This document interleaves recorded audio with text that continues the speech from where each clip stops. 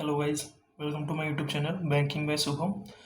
आज मैं आप लोगों के लिए एक छोटी सी नोटिफिकेशन लेके आया हूँ जो कि IBPS PO का है और जो कि कल मतलब ऑफिशियल वेबसाइट पे रिलीज़ किया गया है, अनाउंस किया गया था। ये बहुत ही एक इम्पॉर्टेंट नोटिफिकेशन है जो कि जितने भी बैंकिंग एस्पिरेंट्स हैं बहुत दिनों से वेट भी कर रहे थे। और जैसा कि आप लोग जानते हैं कि भाई IBPS PO का भी नोटिफिकेशन आ चुका है और मैंने अपने चैनल पे वो भी मैंने बताया है।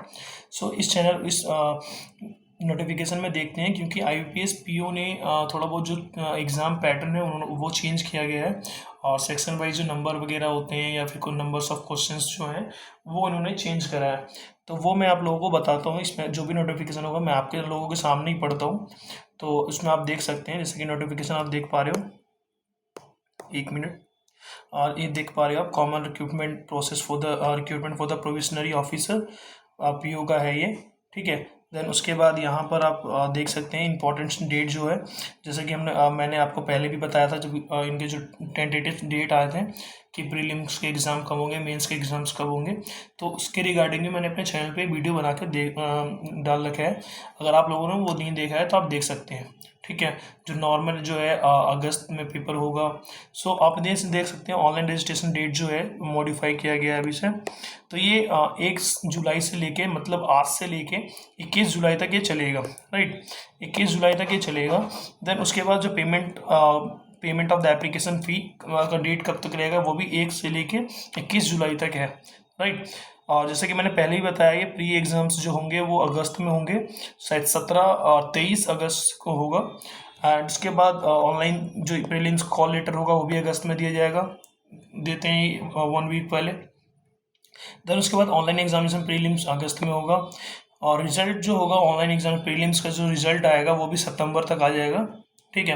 देन उसके बाद जो कॉल लेटर होगा ऑनलाइन मेंस का, जो कॉल लेटर होगा रिजल्ट आने के बाद, वो सितंबर अक्टूबर में आएगा। देन उसके बाद ऑनलाइन मेंस जो होगा वो अक्टूबर में होगा, अक्टूबर 2025। Then declaration of the result mains, जो डिक्लेयर होगा रिजल्ट, वो नवंबर 2025 में होगा। एंड उसके बाद इसमें एक नई चीज़ ऐड की गई है कि पहले क्या होता था, जो नॉर्मल पेपर्स होते थे उसमें pre, mains and interview. Mains में हमारा डिस्क्रिप्टिव भी होता है, देन उसके बाद हमारा इंटरव्यू होता है, देन सिलेक्शन कंफर्म होता था। बट इस बार क्या हुआ है कि इस बार जो मेंस का रिजल्ट डिक्लेयर होगा उसके बाद एक पर्सनालिटी टेस्ट दिया जाएगा जो कि नवंबर और दिसंबर में होगा।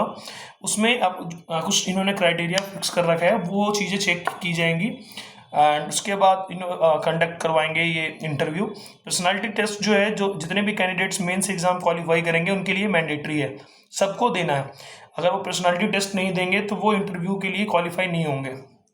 देन उसके बाद ये जो इंटरव्यू है दिसंबर जनवरी में होगा, इसलिए इन्होंने जो डेट दे रखा है वो 25-26 दे रखा था financial year. And the provisional जो अलॉटमेंट होगा वो जनवरी फरवरी में हो सकता है, राइट। देन उसके बाद ये देखते हैं कि किस तरीके, ये जैसे नॉर्मल टॉपिक वाइज जो इंट्रोडक्शन कौन क्या क्या है वो चीज़ मैंने बताया। फिर कितने तरीके के जो बैंक्स हैं वो इसमें पार्टिसिपेट कर रहे हैं, राइट। और उसके बाद एलिजिबिलिटी, क्या क्या क्राइटेरिया होना चाहिए, नेशनलिटी क्या होना चाहिए, क्या क्या कंडीशन है, वो हम आगे देखते हैं, ठीक है। ये एक तरीके से प्रेफरेंस है। देन उसके बाद 1 मिनट में बताता हूँ आपको। ये तो इंट्रोडक्शन हो गया। नॉर्मल सभी लोग जानते हैं कि IBPS जो पेपर कंडक्ट करवाता है वो PO लेवल का किस लिए होता है और जो क्लर्क लेवल होता है वो किस लिए होता है। तो ये सब इंट्रोडक्शन दिया गया है, किस तरीके से आप अप्लाई कर सकते हो, कहाँ पर नोटिफिकेशन मिलेगा, तो वो चीज़ें तो शायद आप लोग सभी को पता होगा। देन इसके बाद जो इसमें पार्टिसिपेटिंग बैंक्स जो हैं वो हैं, इसमें bank of Baroda, bank of India, bank of Maharashtra, Canara bank, central bank of India, Indian bank and Punjab and Sindh bank, Punjab national bank, Indian overseas bank, UCO bank and union bank. आप देख सकते हो कि इतने तरीके के बैंक्स हैं, मतलब 11 बैंक इसमें पार्टिसिपेट कर रहे हैं।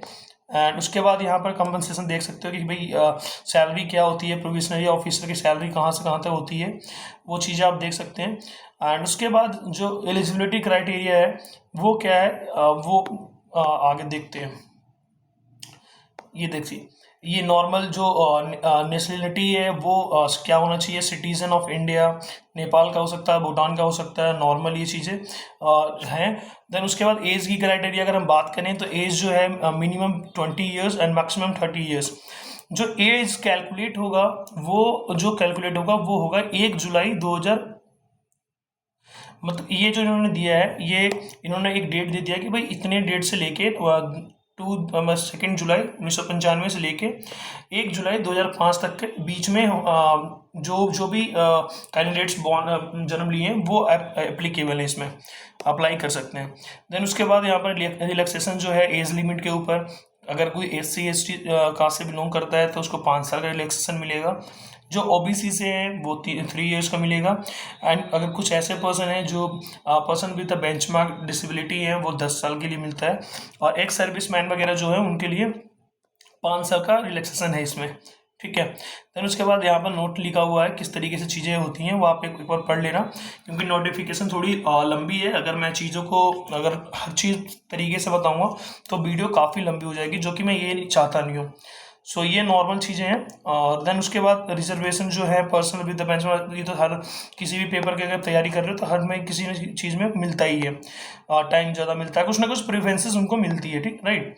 तो वो चीज़ आप देख लेना, अगर कोई इस चीज़ के लिए एप्लीकेबल होगा तो एक बार आप पढ़ सकते हो, ठीक है। देन उसके बाद देखते हैं मेन जो है सिलेबस का। मैं देखता हूँ कि इसके सिलेबस में क्या क्या चेंज हुआ है, किस तरीके से एग्जाम पैटर्न्स हैं। ये गाइडलाइंस फॉर द पर्सन उनके लिए है, तो वो आप देख सकते हो, ये सारी चीज़ें उनके लिए है। हाँ, यहाँ पर भी अभी वही है, वही चीज़ चल रही है अभी, बस इन्हीं चीज़ों को लेके अभी तक चल रहे हैं चीज़ें ये। एंड देन उसके बाद हाँ, EWS के लिए भी कोई ये देखो, EWS के लिए भी कुछ यहाँ पर टर्म्स एंड कंडीशन दिए गए हैं। तो आप एक चीज़ देख सकते हो कि भाई कितनी उनकी इनकम होनी चाहिए, कितने उनके पास ज़मीन होनी चाहिए, तो आप एक बार देख सकते हो। अगर आप EWS कैटेगरी से बिलोंग करते हो तो ये आपके लिए बेनिफिशियल है, राइट। नॉर्मल जो चीज़ें होती है, मैं नॉर्मल जो, हाँ, ये चीज़ हमारी काम की है कि एजुकेशनल क्वालिफिकेशन क्या होना चाहिए। ये एजुकेशनल क्वालिफिकेशन जो होना चाहिए वो 21/7 मतलब 21 जुलाई 2025 तक में कैलकुलेट होनी चाहिए। इसमें क्या लिखा हुआ है, डिग्री, ग्रेजुएशन डिग्री होनी चाहिए in any discipline from university recognised by the government of India और any equivalent qualification recognised as such by the central government. The candidates must possess valid marksheet, degree certificate that he and she is graduate on the day he and she register and indicate the percentage of the marks obtained in the graduation while registering online। कहने का मतलब ये है कि जो भी candidates ये apply करना चाहते हैं उनके पास 21 जुलाई 2025 तक उनके पास जो है रिजल्ट, जो फाइनल ईयर का जो रिजल्ट होता है या मार्कशीट होता है जिस पे मार्क्स लिखा हुआ हो, वो उनके पास होना चाहिए। और उसमें डेट भी मेंशन होना चाहिए कि जो डेट है यूनिवर्सिटी के थ्रू कब अनाउंस किया गया है, वो 21 जुलाई से पहले होना चाहिए, राइट। देन उसके बाद all the education qualification mention should be from a university and institute board recognised by the government of India, approved by the government and regulatory bodies, and the final result should be have be declare before, जो कि मैंने आपको बताया कि 21 जुलाई से पहले आपका जो रिजल्ट है वो अनाउंस होना चाहिए। और जो एजुकेशनल क्वालिफिकेशन जो होगा वो यूनिवर्सिटी से होना चाहिए, इंस्टीट्यूशन से होना चाहिए, बोर्ड रिकग्नाइज, जो भी बोर्ड रिकग्नाइज किया गया गवर्नमेंट ऑफ इंडिया के थ्रू अप्रूव किया गया, एक वैलिड डिग्री होनी चाहिए, राइट। देन उसके बाद अगर मैं बात करूं कि proper documents from the board university have been declare the result on and before 27 मतलब 21 तारीख या 21 तारीख से पहले has to be submitted at the time of interview. वो आपको सबमिट करना पड़ेगा जब भी आपका इंटरव्यू होगा, तो आपको वो सबमिट करना पड़ेगा। और उसमें जो डेट मेंशन होना चाहिए वो 21 जुलाई को होना, या तो फिर 21 जुलाई हो या तो 21 जुलाई से पहले का हो, बाद वाला नहीं चलेगा, राइट। देन उसके बाद आप देख सकते हो कि भाई क्या क्या डॉक्यूमेंट्स वगैरह, कैलकुलेशन ऑफ परसेंटेज क्या होगा। हाँ, कैलकुलेशन ऑफ परसेंटेज जब अगर आप उसमें मेंशन करोगे तो देन उस पर आप एक चीज़ ध्यान रखना, क्योंकि ये यहाँ पर इम्पॉर्टेंट है। जो हम अप्रॉक्सीमेट में जो चीज़ें लिखते हैं वो यहाँ पर चलेगा नहीं। यहाँ पर लिखा हुआ है द परसेंटेज मार्क्स जो आएंगे shall be arrive by the dividing the total marks, ठीक है। जो भी परसेंटेज बनेंगे वो उन्होंने तरीका दे रखा है, सबको पता है कैसे कैलकुलेट करते हैं, राइट। सो यहाँ पर इन्होंने एक एग्जाम्पल दे रखा है the fraction of the percentage so arrive will be ignored. अगर आपका 59.99 है will be treated as less than 60, and 54.99 will be treated as 55। तो अगर आपका जो परसेंटेज है 59.99 है तो आपको 59.99 ही लिखना पड़ेगा, आप उसको 60 नहीं कर सकते। या फिर 54.99 है तो आपको 54.99 ही लिखना पड़ेगा, 55 नहीं कर सकते, क्योंकि वो कम माना जाएगा, 55 से कम माना जाएगा, यहाँ पर ये 60 से कम माना जाएगा। तो ये चीज़ आप अपने दिमाग में रख सकते हो। देन उसके बाद अगर मैं बात करूँ कि क्रेडिट हिस्ट्री क्या है, सो इसमें नॉर्मल जो दे रखा है इन्होंने वो ये, candidates applying self ensure that maintain the healthy credit history.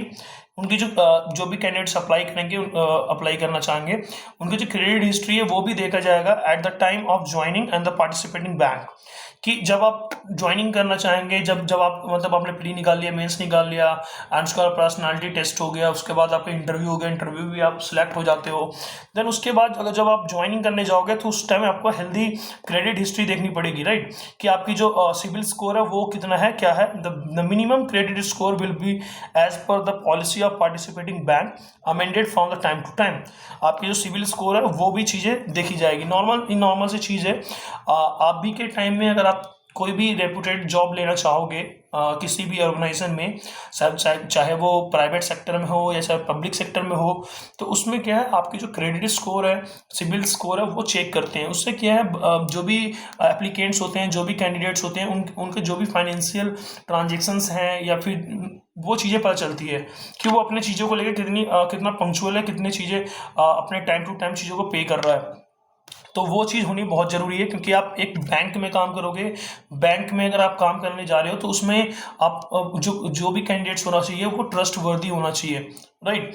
सो वो चीज़ें चेक की जाएगी। देन उसके बाद आप एप्लीकेशन फ़ी आप देख सकते हो क्या है, कि जो 175 रुपये हैं वो आपके SC ST एंड PWBD लोगों के लिए हैं, एंड 850 जो है वो आपके जितने भी जनरल OBC कैंडिडेट्स होंगे सबके लिए 850 है। बाकी 175 जो है SC ST वाले लोगों के लिए है। उसके बाद ये जो मेन इंफॉर्मेशन है ये आ गया कि स्ट्रक्चर्स ऑफ एग्जामिनेशन कैसा होगा, वो आप देख सकते हैं। वो पहले और अब में चेंजमेंट आया है, तो वो आप थोड़ा ध्यान से इस चीज़ को देखना। पहले भी 3 सेक्शन होते थे प्री में, इंग्लिश, क्वांट एंड रीजनिंग, ठीक है। ये हमारे पास जो नंबर्स ऑफ क्वेश्चंस होते थे वो भी सेम है। ये यहाँ पर 30 क्वेश्चन है, वो हमारा 35 है, यहाँ पर 35 है। देन इसके बाद अगर हम मार्क्स जो हमारे नंबर की बात करें, तो जो इंग्लिश के जो क्वेश्चंस थे वो 30 थे और 30 ही मार्क के हैं, ठीक है। जो हमारे पास क्वांट के जो पहले 35 मार्क्स के होते थे, अब यहाँ पे इन्होंने 30 कर दिया है, और रीजनिंग में इन्होंने 5 नंबर बढ़ा दिया है। इसमें से 5 नंबर कम करके इसमें 5 नंबर बढ़ा दिया है। टाइमिंग हमारे पास सेम है, बट इसमें जो मैथ्स, किसी का मैथ्स सही था तो वो आप देख सकते हो थोड़ा सा इसमें मतलब फ्लैक्चुएशन करा है, रीजनिंग में ज़्यादा नंबर दे दिया है और मैथ्स में कम दिया है।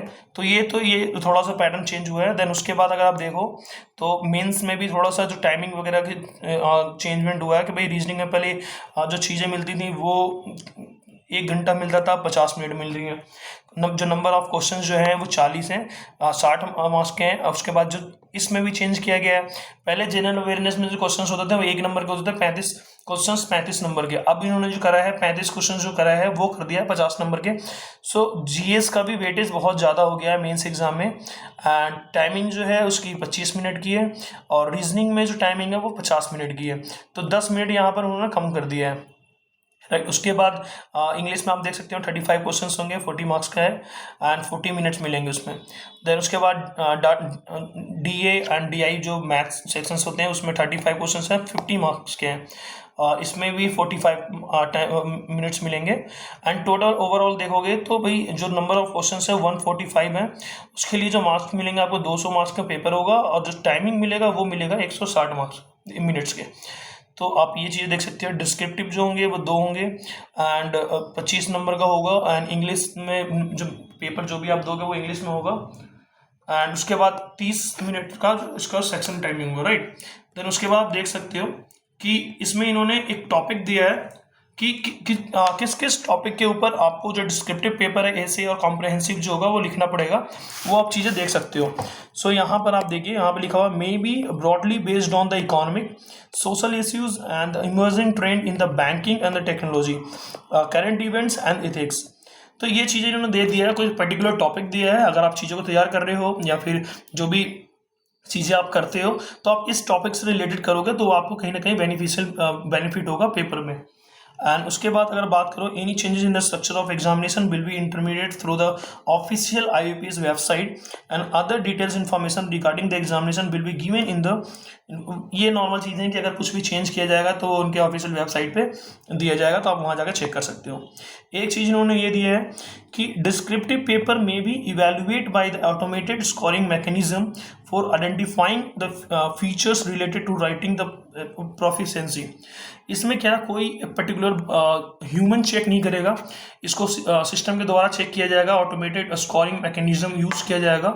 सो इसमें आपको एक बेनिफिट ये हो सकता है कि जब भी अगर आप डिस्क्रिप्टिव का जो भी तैयारी करो, प्रैक्टिस करो, तो आप ऑनलाइन करोगे तो जो भी किसी वेबसाइट पे जाके आप कर रहे हो तो वो तुरंत आपको स्कोर भी दिखाते हैं, वो फॉर्मेट के हिसाब से देते हैं कि आप जिस तरीके से फॉर्मेट बनाओगे आप उस तरीके से आपको नंबर्स मिलेंगे। तो आप चीज़ें उस तरीके से अगर आप प्रैक्टिस करोगे तो कहीं ना कहीं वो आपके लिए बेनिफिट हो ही जाएगा पेपर में। And this scoring mechanism is duly validated and evaluates proficiency test taker. ठीक है। देन उसके बाद जो अभी नया जो चेंजमेंट आया वो आया है पर्सनालिटी टेस्ट, कि इसमें क्या है, candidates who qualify in the mains examination will be called for the personality test. ठीक है। सेल्फ रिपोर्ट के लिए personality profile of the candidates will be placed before the interview panel, interview panel से पहले होगा। And the personality test will non qualifying in nature, मतलब इसका कोई आपको नंबर वगैरह नहीं मिलेगा। अगर आप इसमें ऐसा कुछ नहीं है कि भाई अगर क्वालिफाई नहीं होगा तो आप इंटरव्यू में नहीं जा पाओगे, इसमें ऐसा कुछ नहीं है। आप इसमें बस आपको ये मैंडेटरी है, आपको वहाँ जाकर आप जो भी है पर्सनालिटी टेस्ट जो भी है आपको अटेंड करना पड़ेगा। हाउएवर जबकि appearing in the personality test will be mandatory, आपको वहाँ जाना ही पड़ेगा। अगर आपको इंटरव्यू देना है तो आपको ये चीज़ करना होगा। Being eligible for applying for the interview process, एक तरीके से इंटरव्यू प्रोसेस है, तो इंटरव्यू में अगर आप जाना चाहते हो तो उसके लिए आपको वहाँ जाना पड़ेगा, राइट। देन उसके बाद अगर मैं बात करूँ कि ये नोट वगैरह क्या है, वो चीज़ आप देख सकते हैं कि क्या क्या नोट है। ठीक है। और ये नॉर्मल चीज़ें हैं, जैसे आप देख सकते हो कि भाई अगर आप रॉन्ग आंसर लगाते हो तो नॉर्मल 0.25 का रहता है, माइनस मार्किंग चीज़ें रहती हैं यहाँ पे। और वैसे ही अगर आप कट ऑफ की बात करो जो ऑनलाइन मेंस एग्जामिनेशन में होता है, वो चीज़ें नॉर्मल ही है। आप जब भी मेरिट के हिसाब से होता है, पेपर जिस तरीके का आएगा उस तरीके से हमारे जो भी कट ऑफ्स होते हैं वो डिसाइड होते हैं। कोई भी अगर कहने लगे पेपर से पहले कि भाई इतना कट ऑफ जाएगा इतना जाएगा, कोई मतलब नहीं है, क्योंकि ये पेपर को देख के होता है। भाई पेपर अगर डिफिकल्ट आ गया तो कट ऑफ नीचे चला जाएगा, पेपर ईजी आ गया तो उसमें भी जो कट ऑफ है वो ज़्यादा चला जाएगा। और इसमें एक नॉर्मलाइजेशन का जो प्रोसेस है वो भी दिया गया, आप देख सकते हैं, जो कि पिछली बार भी जो IBPS PO का पेपर हुआ था उसमें भी ये चीज़ें बहुत ज़्यादा हुई थी। और देख सकते हो कि the corrected score obtained by each of the candidates in the different session will be normalised using the equipercentile method.